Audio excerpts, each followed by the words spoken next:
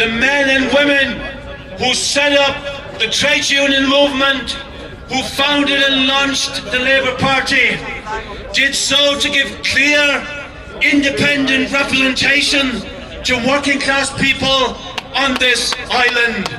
Unfortunately, the leadership of the Labour Party has become a little confused in the meantime. They think that their role, instead of defending the working class, is to make the working class pay for the crisis of the bankers and the bondholders, and to demand that ordinary people bail out the criminals who speculated on property, who speculated in financial transactions, who caused the crash that has caused the huge crisis in our country, and indeed for working people throughout Limerick.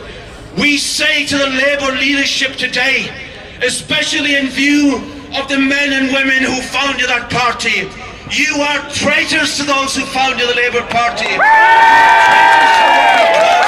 In this country. You do not represent them anymore. Get off the stage from pretending to do so.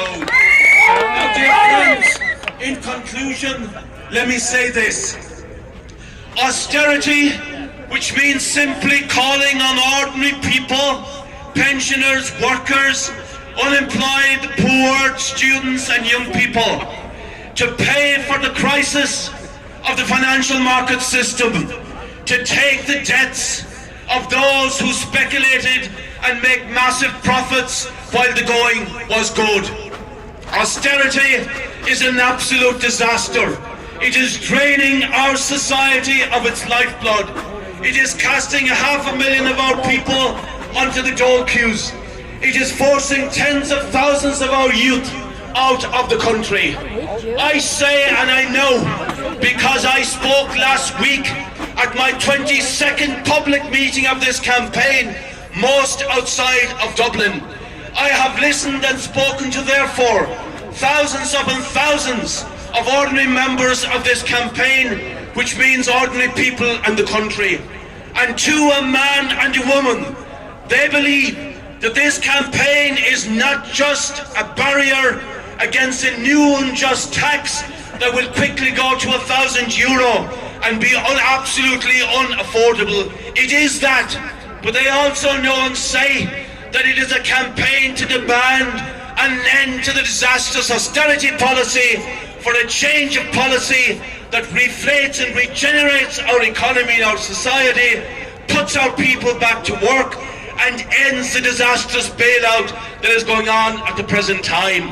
Finally, in relation to that, dear friends, on the 31st of May, all the people in this country will be asked to vote in a referendum on the so-called fiscal compact. Now, the campaign against household and water taxes has not taken an official position on this, and we must respect the fact that yes, there will be people in our campaign who may have two different views upon this, and that is absolutely correct. But what I do appeal is that this issue is discussed democratically and openly in all the meetings over the next 6 or 7 weeks of our campaign. Because I have looked seriously at this treaty. I believe that it is an austerity treaty. I believe it would be a disaster to impose it on our people, because it will mean further cuts of billions, further cuts in health and in education. I, for one, will be campaigning every night and day for the next 7 weeks. Along as campaign against this tax, I'll be campaigning against that treaty. And I appeal to all those who think that that is a correct thing to do, to join the campaign against it. But in any case, no matter what are the views of our people, the backbone of this campaign, let's have open, democratic and full discussions within the campaign, at our meetings and in society generally. We have achieved an unprecedented success in the success of the boycott so far against the household and water taxes. You would have to go back to the days of Michael Davitt and the Land League to find a movement that is so entrenched in so many different parts of the country. This boycott, this campaign has brought working people, ordinary people from the city, from the town, from the country, from rural Ireland together as never before. And we should stay together. We should fight together.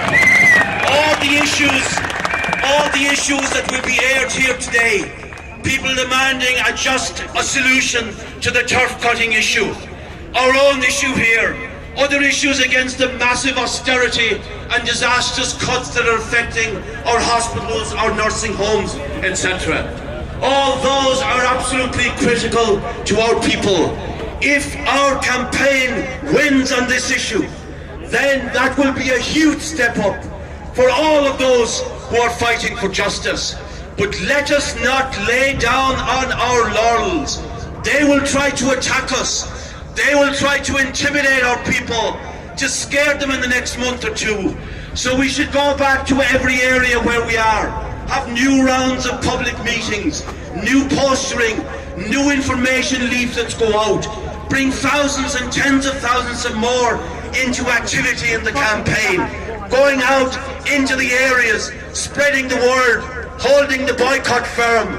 If we do that and do not lose our nerve between now and the end of this year, by the end of this year, we will be well on our way to seeing the back of this tax and their home tax, which they want to apply next year, which would be massively greater. This is a campaign for justice. This is a campaign for a new way to run our society, that the wealth is for the people, not to bail out the bloodsuckers and the European banks and the Irish banks at huge cost to our people.